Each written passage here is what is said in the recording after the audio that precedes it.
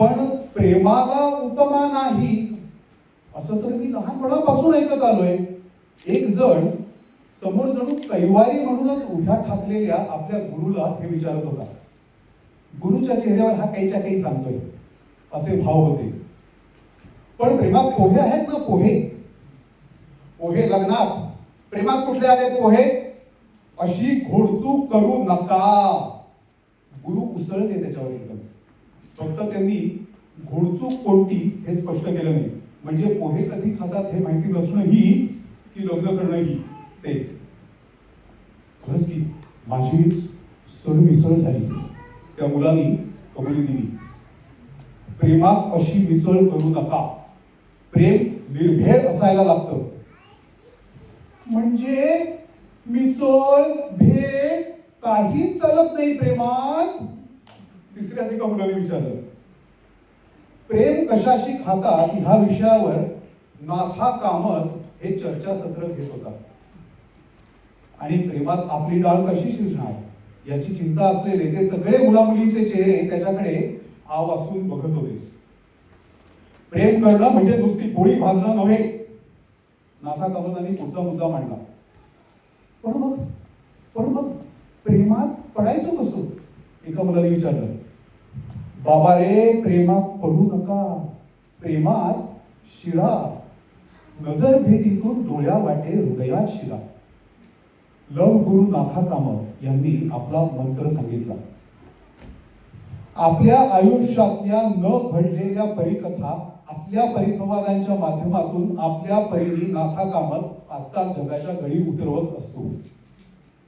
नाथा कामत असं त्याचे युट्यूब चॅनल आहे. नाथा का मत. अपयश ही यशाची पहिली पायरी आहे हे ब्रीद वाक्य घेऊन त्यांनी ते सुरू केलंय. आणि तिथे तो प्रत्येक भागातून सफल प्रेमाची बीज पेरत असतो पायरी पायरीनी. आपली पायरी हापूस कधीच झाली नाही हा प्रश्नही त्याच्या मनात तो स्वतःला पुसत नाही. नाथा कामताचा आणि माझा संपर्क जवळजवळ 20 वर्ष तुटला होता. त्याच्या लग्नाला मी गेलो होतो आणि त्याच्यानंतर 4-5 दिवसातच नाथा कामत माझ्या दारी साबुदाणे कुठे मिळतात हा प्रश्न घेऊन आला होता. आणि त्यावरून मी एवढंच ओळखलं होतं की त्याच्या संसाराची खिचडी आता शिजायला लागली. वागळेंच्या मुलीशी लग्न झाल्यामुळे त्याची दुनिया आता वेगळी झाली होती. खरं तर त्याचं विश्व माझ्या विश्वासारखं झालं होतं. आणि त्यामुळे बाबा रे, तुझं जग निराळं आणि माझं निराळं हे तो मला ह्यापुढे सांगू शकणार नव्हता. निदान मला असं वाटलं होतं. अनेक वर्षांनी तो मला दिसला. तो एका व्हॅलेंटाईन्स डेच्या प्रोग्राममध्ये. ज्या महाविद्यालयामध्ये मी भाषा या विषयाचा प्राध्यापक आहे तिथे नाथा कामत प्रेमाची परिभाषा शिकवायला उभवेल असं मला अजिबात वाटलं नव्हतं. पण आमच्या कॅन्टीन मध्येच तो कार्यक्रम सुरू होता आणि त्याचा केंद्रबिंदू असलेला नाथा ओळखून काढणं मला अजिबात कठीण गेलं नाही. थोडेसे मागे सरलेले आणि पांढरट झालेले केस हा एक बदल सोडला तर नाथा अजूनही तसाच आहे. टापटीप. त्यांनी मला ओळखलं आणि थांब जरा संपतच आहे अशी खुणी केली. थोड्याच वेळात त्याचे ते विद्यार्थी निघून गेले आणि मग आमच्या गप्पा सुरू झाल्या. त्याच्यातून मला हे कळलं की नाथा कामताला आता चांगला 17-18 वर्षांचा मुलगा देखील आहे. अर्थात आमच्या गप्पा नेहमीप्रमाणे भलत्याच कोणत्या तरी विषयावरून सुरू झाल्या होत्या. शित्या सरमळकर आठवतो काय तुला? त्यांनी मला विचारलं. हो, तो वेलकम स्टोर्स वाला ना? तोच. शरयू प्रधाननी 3 आण्यांच्या सेफ्टी पिना घेताना 10 रुपयाची नोट दिली म्हणून तिच्यावर जो खेकसला होता ना तो खेकडा. नाथा कामत मला म्हणाला, त्याला आता प्रीती नावाची मुलगी देखील आहे.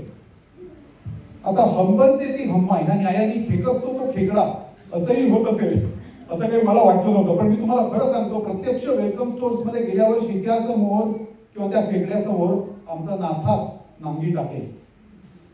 अर्थात नाथा कामतचा बोलण्याचा रोख एखाद्या मुलीकडे असला की त्याच्यामध्ये तिच्या बापाबद्दल असे अनेक उधार शब्द येऊन जातात.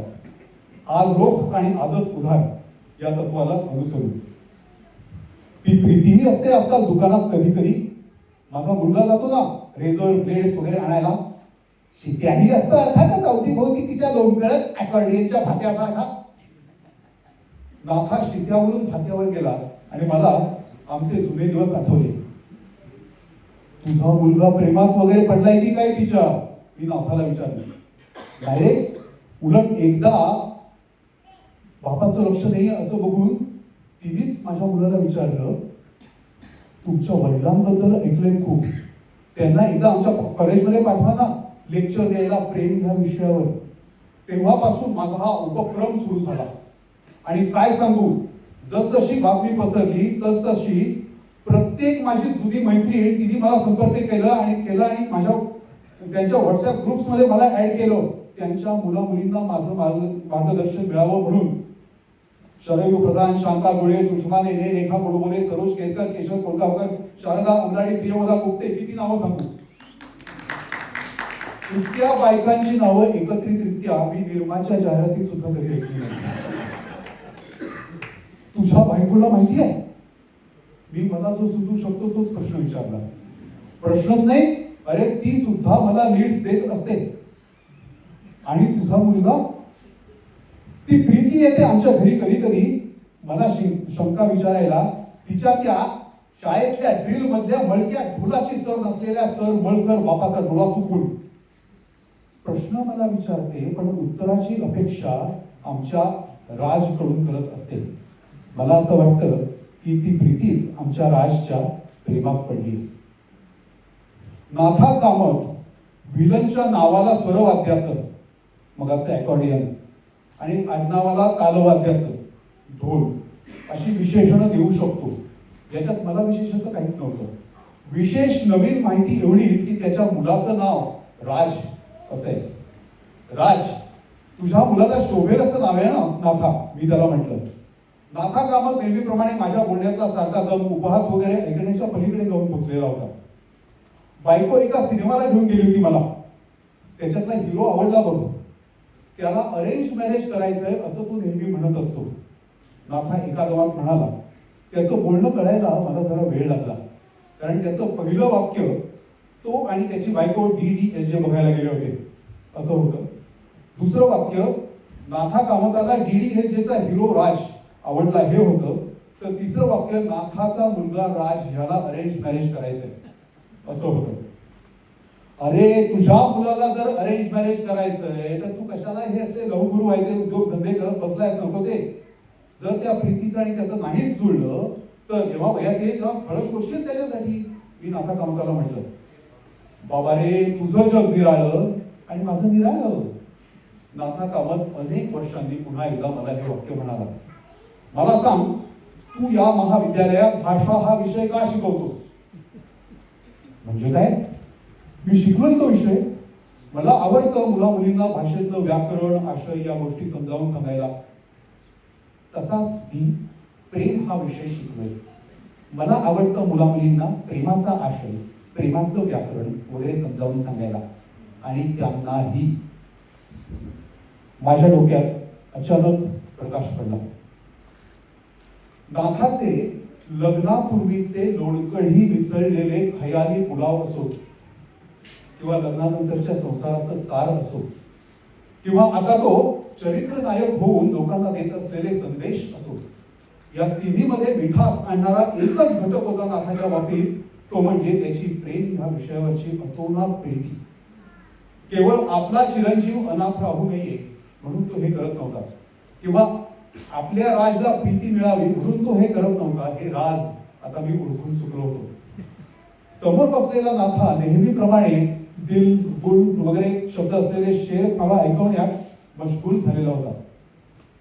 दिल से कब मैंने मचलने को कहा, दिल से कब मैंने मचलने को कहा, है किसी ने गुल से खिलने को कहा, है किसी ने गुल से खिलने को कहा, दूर से ही छू लिया मैंने तुम्हें, दूर से ही छू लिया मैंने तुम्हें, जो हवा से रुख बदलने को कहा, जो हवा से रुख बदलने को कहा.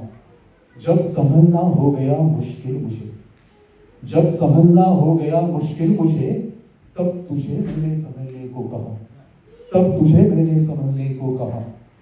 वक्त किसके पास है गम के लिए, वक्त किसके पास है गम के लिए, किस्सा दिल का दिल बहलने को कहा, किस्सा दिल का दिल बहलने को कहा, प्यार का मतलब समझने के लिए, प्यार का मतलब समझने के लिए लोगों से बस मिलने जुलने को कहा, लोगों से बस मिलने जुलने को कहा. नाथा कामतच्या युट्यूब चॅनेलचा मी त्या दिवशीच सबस्क्रायबर झालो. ह्या गोष्टीलाही आता 4-5 वर्ष झाली आहेत. कालच नाथा कामत पुन्हा एकदा माझ्या दारी आला होता. त्याच्या हातात एक लग्नपत्रिका होती आणि तिच्यावर राज वेड्स प्रीती असं लिहिलेलं होतं. धन्यवाद.